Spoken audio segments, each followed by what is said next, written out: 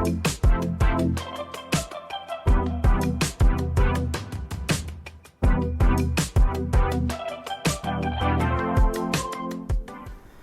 pessoal, tudo bem? Sejam bem-vindos ao canal Daniel Lopes. É sempre um prazer e uma honra contar com a sua audiência. E nesse dia tão importante eu gostaria de trazer para vocês notícias maravilhosas, também para ajudá-lo a entender a linha positiva que nós estamos tendo nos últimos tempos e para você também conversar com as pessoas aí, porque ainda dá tempo de ter conversas bem importantes, tá?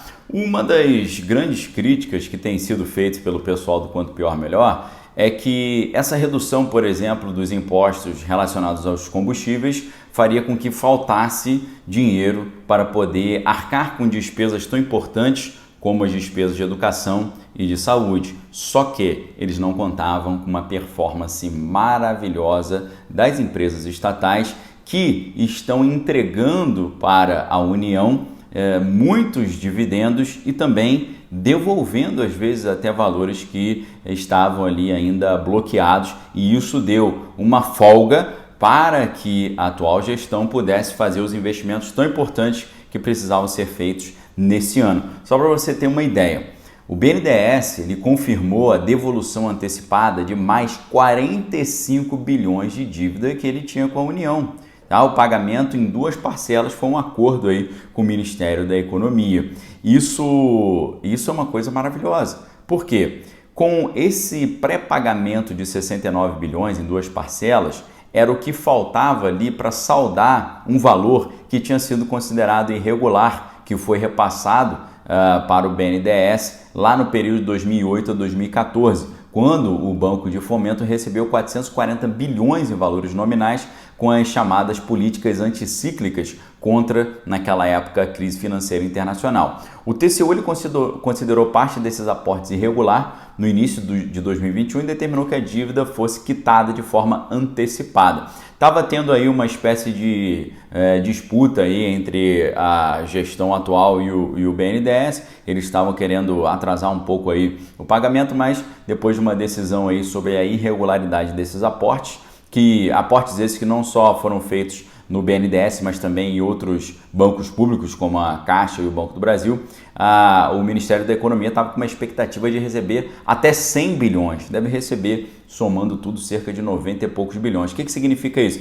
Significa que aquela teoria de que a atual gestão está gastando muito e não vai ter dinheiro para poder chegar junto ali com as suas despesas, né, que estão sendo feitas ali excepcionalmente, esse assunto cai completamente por terra. Vejam a diferença de você ter um cenário em que as empresas estatais estão no prejuízo e, além de não contribuir com a nação, ainda dão prejuízo para o país, para um cenário que nós estamos vivendo hoje, em que as estatais estão tendo lucros recordes, lucros extraordinários e estão ajudando o executivo a conseguir chegar junto com os inúmeros programas de fomento, os programas sociais que têm ajudado uma boa parcela da população nacional que ficou aí numa situação muito sensível, tanto com a crise sanitária quanto com essa situação adversa que o mundo está vivendo, com a crise internacional, que está gerando ali uma escassez alimentar e energética, ok? Então isso é para você entender os dois mundos diferentes. Um mundo em que as estatais estão ali deficitárias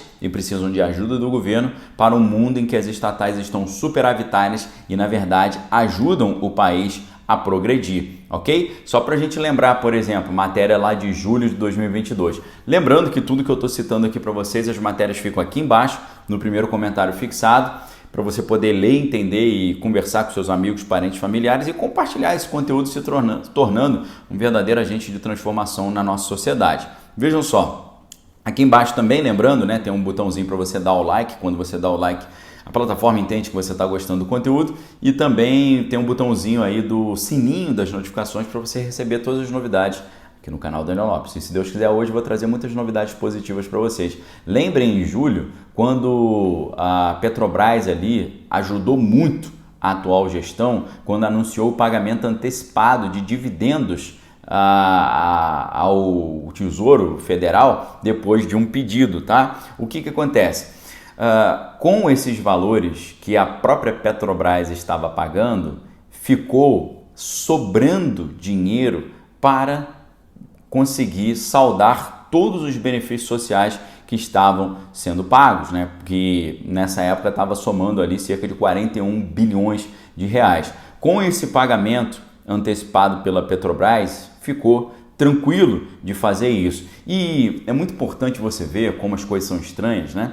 A gente sabe que, né, redução de impostos é uma coisa que sempre foi maravilhosa. Só que o pessoal do Quanto Pior Melhor é tão ruim de jogo que quando a atual gestão decidiu fazer ali essa redução de impostos, eles ficaram contra, dizendo, ó, vai faltar, se o governo reduzir impostos, vai faltar dinheiro aí para poder pagar as despesas com educação e saúde, como eu falei.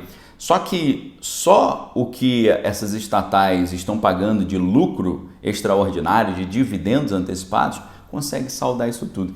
Então veja como é que nós estamos vivendo um cenário em que tem muita opinião, mas que os dados não nos podem levar a erro. Os dados tiram todo tipo de dúvida, porque os dados mostram para nós o quê? Que realmente é uma situação muito mais favorável que a gente tem visto agora, ok? E tem dinheiro sobrando para poder arcar com essas despesas aí extraordinárias, ao contrário do que o pessoal tem dito. E tem outras notícias maravilhosas também acontecendo, quer ver? Olha só, custo para a indústria cai pelo segundo mês seguido. Matéria agora do último dia 26. A queda foi registrada em 13 setores diferentes, entre eles os alimentos. Você sabe o que acontece quando fica mais barato produzir comida?